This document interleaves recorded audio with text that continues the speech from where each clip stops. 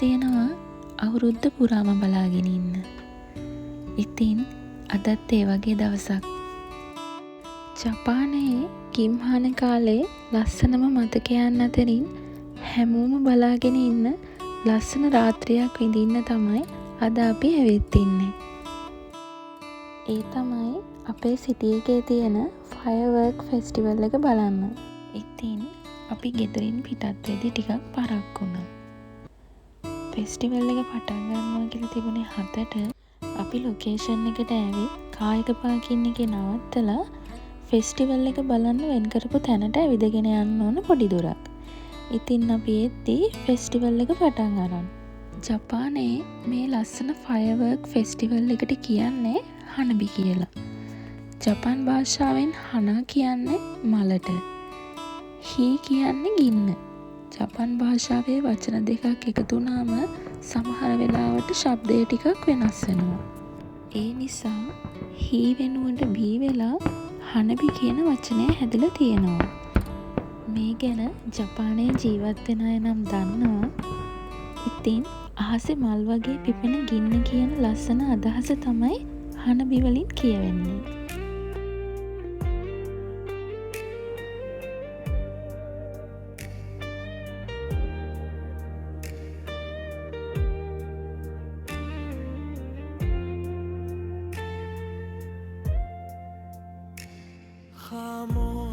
खामोशियों में तेरी मेरी सांस चलती है, जैसे कोई शमा चुपके से जलती है. तारों की महफिल में ढूंढूं मैं तुझको, सदियों से दिल में बसाए रखा तुझको, ओ बसाए रखा तुझको. मैं चला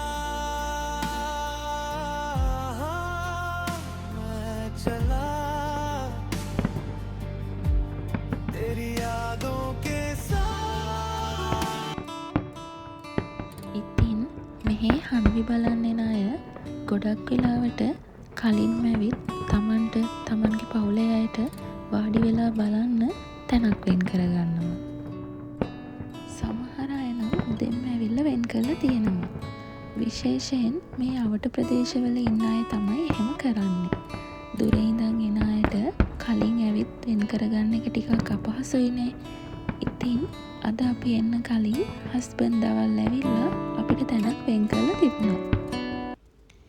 හනබි බලන්න වෙන් කරලා තියෙන මේ ප්‍රදේශයේ Tamanට ඕන ඉඩ ප්‍රමාණය සලකුණු කරලා තියාගන්න පුළුවන්. හස්බන්ඩ් කලින් ඇවිත් අපට ඕන ඉඩ ප්‍රමාණය වෙන් කරලා අපේ තැන කියලා අඳුරගන්න පුළුවන් විදියට මාක් එකක් දාලා තිබුණා. ඊට පස්සේ අපි ආයෙත් එන වෙලාවට කවුරුත් ඒ තැන අරගෙන තියෙන්නේ නැහැ. ඒ තැන ඒ විදියටම තියෙනවා. ඒක මෙහි හැමෝම ගරු කරන ලස්සන පුරුද්දක්. ඒ වගේම අපි ටිකක් පරක්කු වුණත් මොනෑම් හේතුවක් නිසා හරි අපට එන්න බැරි වුණත් වෙන් කරපු තැන ඒ විදියටම තියෙනවා. ඒ වගේ පුංචි දේවල් තමයි ජපානය ගැන අපට තවත් ආදරේ හිතෙන හේතු වෙන්නේ. ඉතින් අපි වෙන් කරගෙන තිබුණු තැනට ඇවිත් ගෙනාපු දේවල් ලෑස්ති කරගෙන අපි වාඩි වුණා. මෙතන කොහොමද වෙන් කරගෙන තිබුණේ, මෙතන කොහොමද ලෑස්ති කරගත්තේ කියලා ඔයාලට පෙන්වන්න ආසාව තිබුණත් අපි මෙතනට එද්දී හනබි පටන් අරන් තිබුණ නිසා අපෙන් පිටිපස්සේ ඉන්න අයට කරදරයක් වෙයි කියලා හිතලා ඒ දේවල් වීඩියෝ කරේ නැහැ. හනබි බලන්න එන ගොඩක් අය ගෙදරින් කෑම වර්ග හදාගෙන එනවා. සමහරු එන අතරමඟ කඩවලින් තමන් කැමති දේවල් අරගෙන එනවා. ඊට පස්සේ හනබි බලන ගමන් කෑම කන ගමන් තමන්ගේ ආදරණීය අයත් එක්ක මේ පුංචි මොහොත විඳිනවා. බලන් ඉන්නකොට දැනෙන්නේ හනබි කියන්නේ හනබි වල ලස්සන විතරක් නෙවෙයි. පවුල අයත් එක්ක, ආදරණීය අයත් එක්ක ලස්සන මතකයන් එකතු කරගන්න ලස්සන මොහොතක් කියලා. यूं ही बरस बरस काली घटा बरसे हम यार भीग जाएं इस चाहत की बारिश में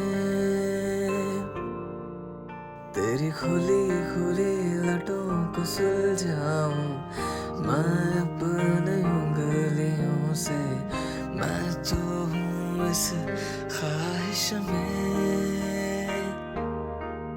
सर्दी की रातों में हम सोए रहे एक चादर में हम दोनों तन्हा हो न कोई भी रहे इस घर में जरा जरा महकता है आज तो मेरा तन बदन मैं प्यासा हूँ मुझे भर ले अपनी बाहों में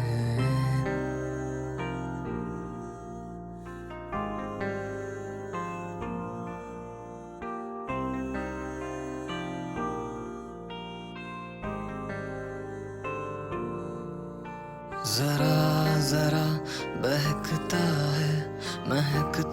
है आज जो मेरा तन बदन मैं प्यासा हूँ मुझे भर ले अपनी बाहों में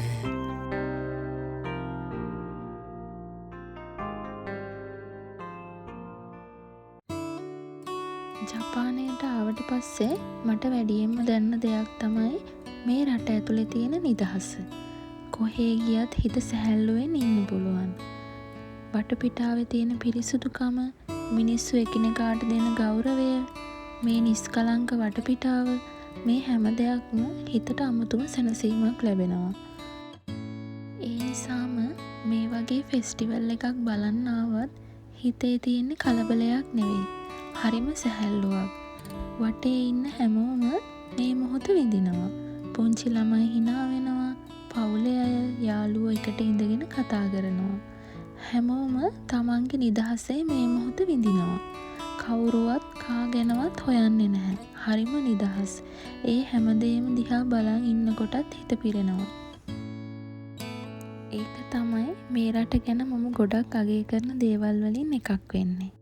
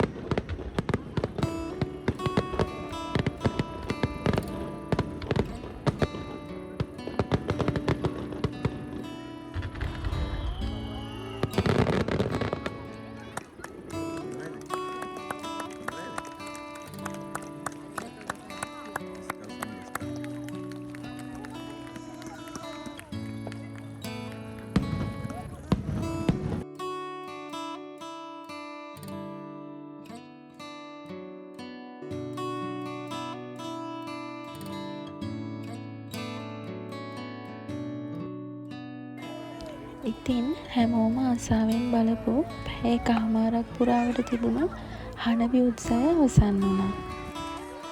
හැමෝම තමන් ගෙනාපු දේවල් ටික ටික හිමින් අස් කරගන්නවා. වාඩි වෙලා හිටපු තැන් ආයෙමත් තිබුණ විදියටම තියලා යන්න හැමෝම උත්සාහ කරනවා. ඇත්තටම මේ දේවල් දැක්කම මට හැම වෙලාවෙම පුදුම හිතෙනවා. මෙච්චර දහස් ගාණක් මිනිස්සු එක තැනකට එකතු වුණ යද්දි තමන් ගෙනාපු හැම දෙයක්ම අරගෙන යනවා.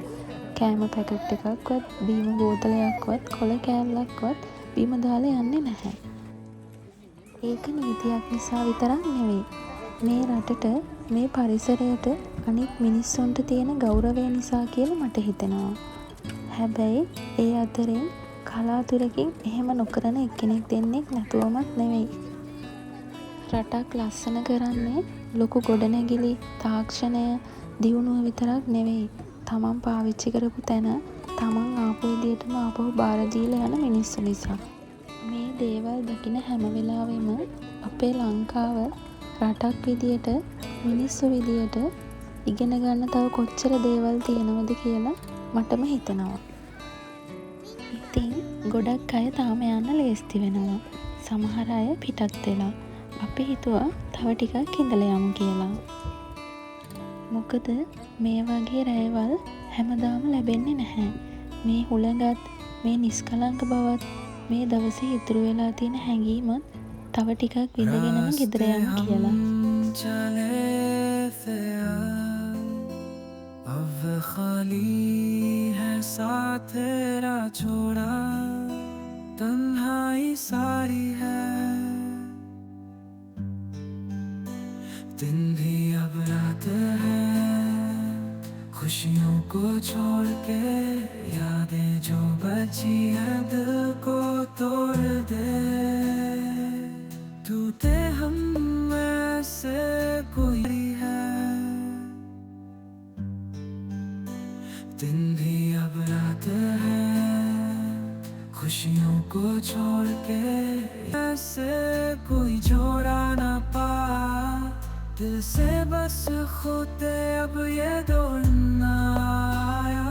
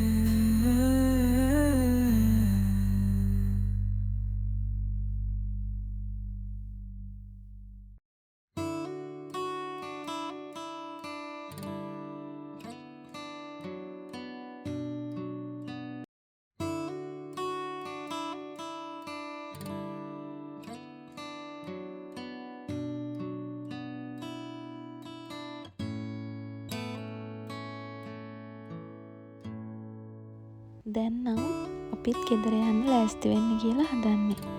හිතුවටත් වඩා ඉක්මනින් මේ පැය කීපේ ගෙවිලා ගියා. පැය කීපයක් විතරක් ගත කළත් අද එකතු කරගත්ත මතක නම් ගොඩයි. ඉතින් අදත් හිත පිරුණු දවසක්. අහස පුරා තිබුණු ලස්සනට වඩා අද මගේ හිතේ රැඳුනේ ඒ මොහොත අපි තුන්දෙනා එකට බෙදාගත්ත එක. සමහර මතක පුංචි මොහොතක් වුණත් ඒක අපි ආසයත් එක්ක ගෙවනවා නම් ඒ මතකය ජීවිතේ ලස්සනම මතකයක් වෙනවා. ඉතින් අද දවසත් මගේ දිනපොතේ තවත් ලස්සන පිටුවක්. ඊළඟ දවසේ තවත් ලස්සන මතකයක් එක්ක ආයෙ හමු වෙමු. ඔයාලා හැමෝටම හදවතින්ම ස්තුතියි. මම මිසස් චූටි.